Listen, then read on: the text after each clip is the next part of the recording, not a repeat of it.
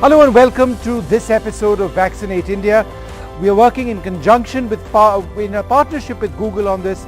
This is a program very close to our hearts and we've been doing this now for a while. The message is absolutely clear. Please get out and vaccinate.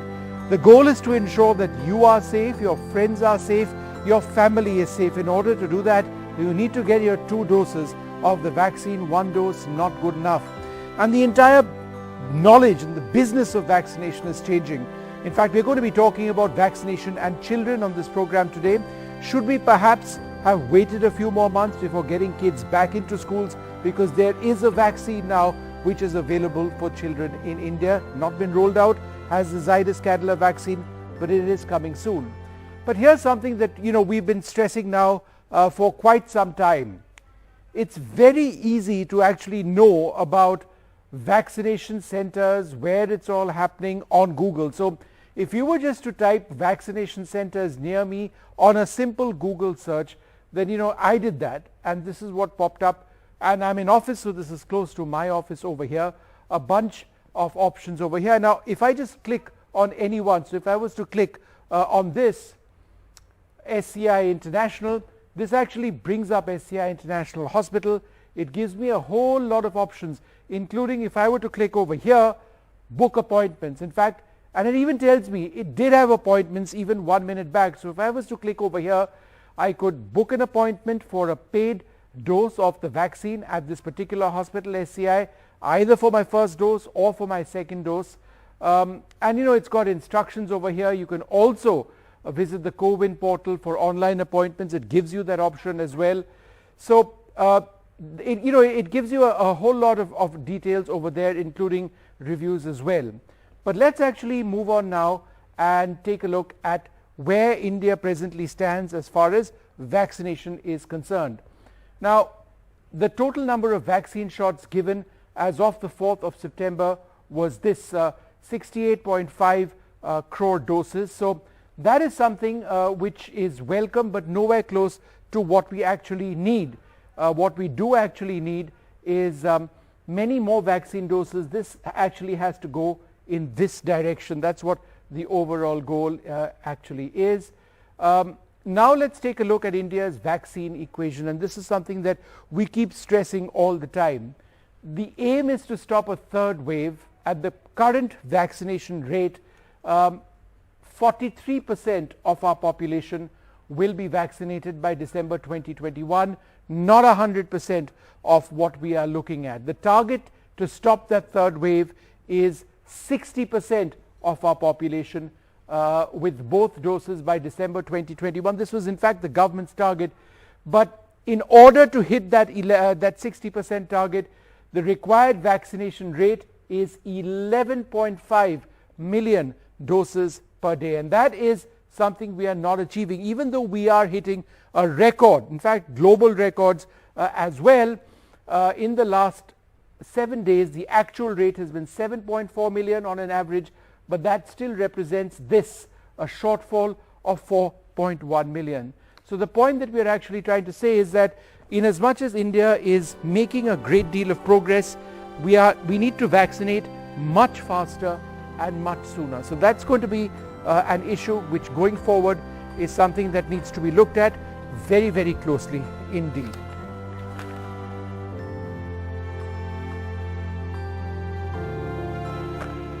But let's quickly move on now to the big focus this week and what we are looking at, schools reopening. And that is welcome news, because the loss in learning which we've encountered over the last 1.5 months plus is hugely problematic. But the question which we are looking at is vaccination and children, because going forward vaccination for kids is going to be a reality. And the question which many parents have asked is, since we do have a vaccine, the Zydus-Cadila vaccine, which is available and cleared for use on children, should we not have waited a couple of months until kids got vaccinated? Joining us now, Kavita Das, principal of St. John's School in Chandigarh. We're also joined by Dr. Lancelot Pinto.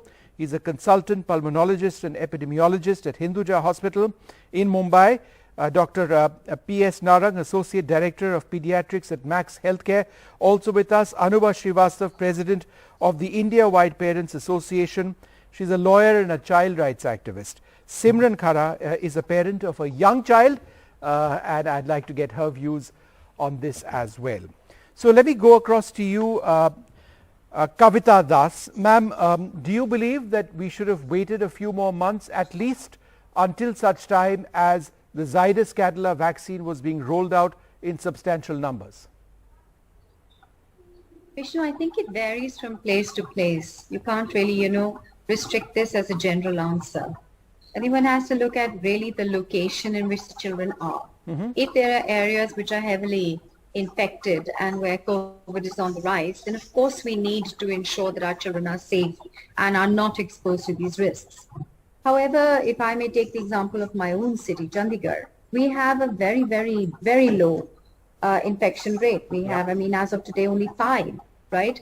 So, when you were to do a comparison of are the children going to be safe and therefore lose out on more education in the real terms of education, then one has to make an informed decision, right? As of now, children are facing such a huge crisis, not only in terms of learning loss, as you rightly said. It's also a question of peer interaction, a question of, learning when you're together, of classroom activities, of school exposure. A lot of our little ones haven't even seen school as yet. So yes, we're doing it in a phased manner. We're watching what is happening. And if it is safe enough to bring children in, then perhaps one needs to look at it in a very practical way. Children are not at home all the time. They're also going out. They're also interacting outside their homes. They're not being kept in bubbles anymore. Okay. So why not bring them to school where the COVID protocols are in place? Okay. Dr. Lancelot Pinto, we keep talking about COVID vaccine effectiveness. And what we do have now as far as Zycovid is concerned, that's the Zydus Cadila vaccine, is very reasonable COVID effectiveness. It is cleared for use among children 12 years and above. Considering the fact that this particular vaccine isn't dispensed through an injection, it's got a separate dispenser, do you foresee a future where perhaps to ensure that kids are vaccinated, we can even start thinking about rolling this out in schools, obviously under supervision, but in schools directly? Good evening, Vishnu, and thank you for having me on the show.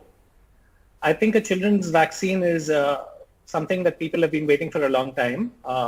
We would all like to see the data. We would all like to see it published so we can critique the study actually, which is not yet happened, and that's always something that we always want to do first. Yes. That being said, children have been at an extremely low risk of having severe disease or hospitalizations or death, and therefore this would have to be an extremely safe vaccine, because you wouldn't want to have even a single severe adverse effect in a group of people or a group of children who otherwise would have been at an extremely low risk of severe disease. So once we are convinced about both the safety and efficacy, I do agree with you, it may not be a bad idea to offer it in schools. If parents are on board, it would be a good idea to roll it out on a big scale. Okay. I just wanted to go across to Anubha Srivastav. Anubha, in just the last couple of weeks, there is data, there's data which has come out on positivity in children rising in states which have already opened up. Of course, Delhi has opened up more recently, as also some states in the northeast. But this is what is worrying. For example, Punjab schools reopened on the 2nd of August. In July, the positivity rate was 6.5%. And I'm talking about school-going kids, this age group. In August, the positivity rate was 16.1%, a growth of 9.6%. Bihar schools reopened on the 16th of August. July, the positivity rate at 6.2%, August 11.5%, a growth of 5.3%. MP from 6.2% in July to 9.1% positivity in August, a growth of 2.9%. And I could go on. And I would also like to state there are certain states, Maharashtra, Jharkhand, Chandigarh, where it's actually gone down, albeit very marginally. So it works both ways. So Anubha, my question to you is, considering that we've got some data with us, what are your thoughts on schools opening at this juncture? See, as far as schools reopening is concerned, I don't think right now the schools, even government, they are well prepared, because most of the teachers and even staff are not vaccinated. They also need to be double vaccinated. I think only in Meghalaya, the government has vaccinated 80% of teachers. I don't know what is the data about other states. In Maharashtra, we got to know that government is not having any kind of data, how many teachers are vaccinated, how many staff are vaccinated. In Maharashtra, recently, 2 weeks back, 10 days back, children got positive because one of the staff was tested COVID positive, and due to that staff, one child got infected, and further, I think 10 to 15 children were infected. In Telangana, day before yesterday or 2-3 days back, 3 teachers and many children were infected. We found that the children were also had this infection. So right. now the infection is increasing. If we will take the data of Tamil Nadu, today only some students shared with me a data and a news article also. We are in Andhra Pradesh also. In Andhra Pradesh, teachers and children both are now COVID, infected with COVID, infection. Now, if we will compare it with, we have started the schools, reopening of schools in India recently, Yes. in a month's time. But if you will see in Florida, you will see what is happening in Florida. No, but Anubha, they don't have a mask mandate. They don't have a mask mandate. We do. A very strong one. Yes, mask is mandatory, but again, I don't It's know not how mandated in parts of the US as I understand it. Yeah, but now they are making it mandatory in US also. And but the horse is already bolted, is my submission over there. I'm not sure. I know what you're saying, that kids can get infected. The numbers are very clear about that. But I'm just saying that the kids there were exposed without wearing a mask. We try and get our kids. I would argue that it's impossible to get kids to wear masks all the time. So that's a separate argument. But in America, there were no masks at all. With mask also, see, not only mask, children have to take care of all the COVID protocols. They cannot put their hand in their eyes, and every time they see small children, it is very difficult to manage small children inside classroom and even outside classroom. Okay, Anubha, just bear with me. I want to go across to Dr. P.S. Narang at this stage. Dr. Narang, what do we know about long COVID and children? We do know that children get milder infections, but it is statistically true, for example, in studies in the United Kingdom, that long COVID is there among children as well. It has been reported, perhaps not in the same numbers. So do we need to start thinking about this as well? Thank you, Vishnu, for inviting me for this show. Now, we have to answer what is more common. More commonly, children get a very mild disease. Children who don't get any symptom, sometime later, few of them get multi-inflammatory syndrome, and some of them can get a long COVID. Now, answering to this, because mostly children get a very mild infection and they generally get better soon, so we don't have to worry about the long COVID at the moment. What we have to do is, like, preventing COVID in children is dependent on 3 aspects. COVID comes from adults around us. Yes. COVID comes from other children. Yes. So adults need to be protected, and it's a good idea that the teachers get their vaccine. Right. And perhaps 2 doses if possible, definitely 1 dose, and the things could go ahead. Okay. Regarding your second part, when you said after opening the schools, the incidence infection rate went up. Now, this is to understand that this infection is 2 ways. One is a community acquired infection, and the other is infection from the other school children. Right. And if in a large study in North Carolina on 90,000 children, it was seen the community acquired infection, like coming from anywhere they are going, is much more than from the school. In the school, what they did, they taught the children to follow the protocols. Right. They taught the children not to touch unnecessarily, not to share things. And with this, the incidence in the school was very less. Like in a 90,000 population, 700 odd children could have got infected. Only 32 got the infection from the school transmission. Okay, I'm running short on time, so I just want to go quickly across to Simran. who's the parent of a very young child. Simran, are you as a parent comfortable about sending your child to school? Do you believe that you are under pressure from the school or from other children, children's parents? You know, everybody is going. Are you worried? What are some of your thoughts? Vishnu, I'm delighted to be here. This discussion has really made me feel extremely positive. I think that finally we are on the side of data and science and logic. You know, the reasons, frankly, the pillars of any education. I would absolutely send my 5-year-old. She's been home for 500 days. What she's missed, I don't think a lifetime of learning can make up for her. But I absolutely want to take that one step forward, right? And so you're willing to take a relative risk, even for a 5-year-old? Because see, Vishnu, honestly, like this, absolutely right. Because I'm going to work. My husband's going to work. Right. We have neighbors who go to the mall. Right. You know, there's nobody's asking us for a vaccination certificate before I enter the mall. Nobody's checking for a vaccination certificate before entering a movie. Kids are in parks. Nobody's checking for vaccines over there, right? So I think it would be very, very dangerous to link school opening to vaccination. I think by all means, teachers must be rapidly vaccinated. So that's something that should get prioritized, right? But frankly, the rollout, the commercial rollout of Zydus will be for the above 12s. And that Dr. Randeep Guleria of AIIMS has told us will take about a year. But what about my little one who's under 12? There isn't a vaccine at the moment, even in a stage 4 trial. No, not at all. So what is my solution? Am I going to lock her up? Am I not going to go to work? Should I stop all other sort of economic activity in life, any kind of social activity in life? That's not practical. I think we should listen to the experts. You know, the head of ICMR has spoken, the head of AIIMS has spoken. Globally, people have told us that this is the right thing to do. So globally, a lot of people have also said that it may not be the right thing to do. But that's a debate. And I completely respect your point of view, Simran.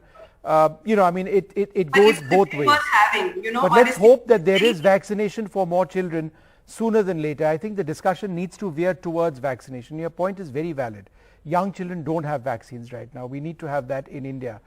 I'm out of time on this program, but just a couple of key questions which I think are being asked. For example, COVID vaccine centers near me. I think a lot of this data is available on Google. If you just search it in, COVID vaccine centers near me, you can get a whole lot of that data, as you can see on the side of that screen. Also, can I get COVID vaccine without registrations? And the answer, simple answer, and the government has always said this, is yes, absolutely, you can walk in. You do not need to have a device to register to get a vaccine. You can go straight in, stand in line. You will become part of the digital setup because your details will be put on CoWIN, but you don't need to register on CoWIN first in order to get a vaccine. Time now for us to take a short break. There's more coming up.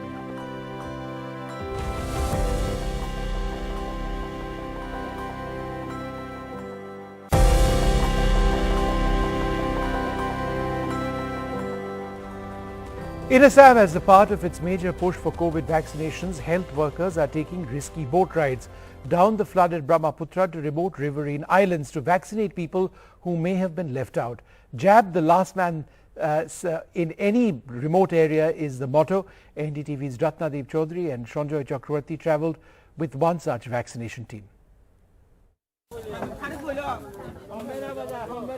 Setting off to vaccinate some of the 30 lakh people who live on Chor and Chaporis in Assam. Riverine islands that dot the Brahmaputra river and its tributaries. Many among them have got the first dose already. The Brahmaputra and its tributaries in Assam are once again flooded, but this does not stop these rural health workers to reach out to far-flung riverine islands to inoculate people with a COVID vaccine. The target of this team is Topabari Chor, a riverine island, and vaccinating 600 odd people living on it before the third wave arrives and before floods completely cut it off. Kamrup district has about 55,000 people living on 27 river islands waiting for the jab. Now since there is flood, again the difficulty has risen a level higher. Now our people like the frontline workers, ANMs, ASHA workers, the verifiers, crowd management people, they have to be in the waters while vaccinating too. Vaccination camps are under the shade of a tree or on the boat itself. Doubly challenging is the poor connectivity and villagers still suspicious of the jab. ভয় আমিও খাই আছো মানুহ তাতে শুনি আছো যে 3 দিন 4 দিন জ্বৰ আহি যায় সেইকাৰণে মই কৈছে তো ভ্যাকসিন হল 10 জনৰ কাৰণে হয় আৰু 4 ঘণ্টা থাকে 4 ঘণ্টা আমি 10 জন গুট নোখোৱালৈকে আমি এটা ফাইল খুলিব নোৱাৰো আৰু ইয়াতে প্ৰবলেম হয় কি আমাৰ নেটৱৰ্কৰ প্ৰবলেম হয় অলপ সেইকাৰণে ফোন নাম্বাৰ কাৰণে দিগদাৰ হয় নেক্সট ড'জটো কাৰণে আনিবৰ কাৰণে মাতি আনিবৰ কাৰণে আৰু মানুহবিলাকে তো খেতিত যায় খেতিত যোৱাৰ পাছত আমাৰ আশাই গাঁৱত গৈ আৰু মাতি আনিবগে লাগে পথাৰৰ পৰা ভাল সুবিধা হৈছে আৰু ভয় চয়াৰ মানুহ নহৈছে আৰু সবেই ল'ব আৰু ভয় কাৰণে সবেই কৈছে বেজি ল'ব লাগিব যে আহিলে আৰু আমি ল'ম বেজিটো A major push to the vaccination drive in Assam means reaching out to the last man standing, and that's what these rural health workers are doing amid rising floodwaters in the river and island, inoculating hundreds of people who otherwise would have been left out. From the Tapa Borichar in Kamrup rural district of Assam with camera person Sanjay Chakravarti, this is Ratndeep Chaudhary for NDTV.